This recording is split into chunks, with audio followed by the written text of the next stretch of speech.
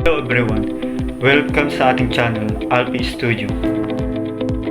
Ang channel natin ay nagtuturo kung paano magluto ng iba't ibang klase ng putahing Pinoy na madaling lutuhin at sok sa budget.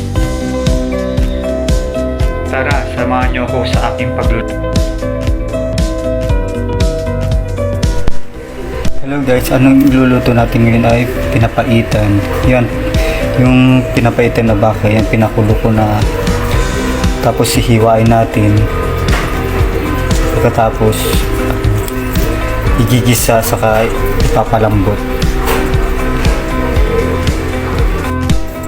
Assorted yung pinapaitan natin. Merong tuwalya na baka, tapos may konting laman. Tapos may atay pa ng baka, yan. Mga laman loob. Ihiwa natin yan na maliliit. Yan. Tapos na nating nahiwa yung pinapaitan natin na baka. Igisa na natin. Igisa na natin yung pinapaitan natin. Lagay tayo mantika, kunting mantika, tapos bawang, saka sibuyas.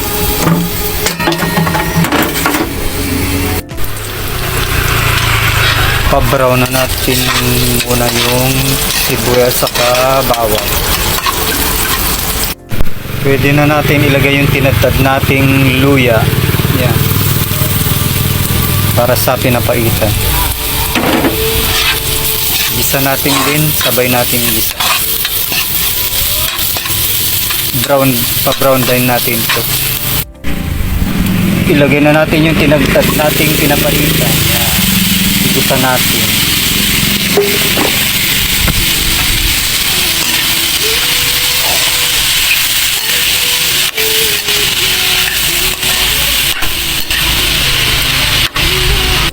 Habang ginigisa natin, lagyan na natin din ng panlasa.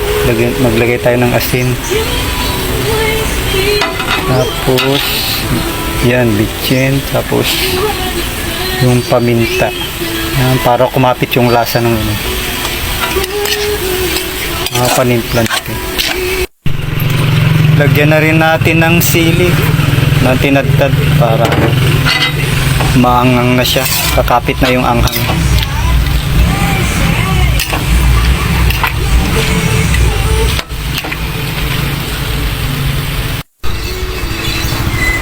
Salin na natin sa pinakulo nating tubig para lumambot na siya.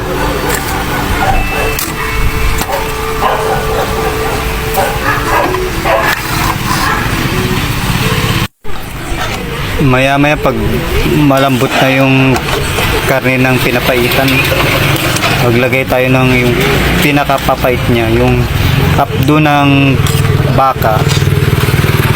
Kung wala naman, tips ko yung, alam niyo yung kalamansi na buo, ilagay nyo siya, tapos pampalasa din. Katulad nito, buo siya, ilagay nyo yan, saka hayaan yung kumulo din na maluto din yung kalamansi at mapait siya, mapait.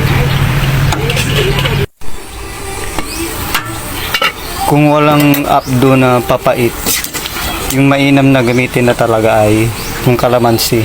Lagay nyo na, isasabay nyo na para mapait din siya, mapait din yan pag naluto, tapos malasap pa yung kalamansi, lalong sasarap yung pinapaitan. Yun lang po.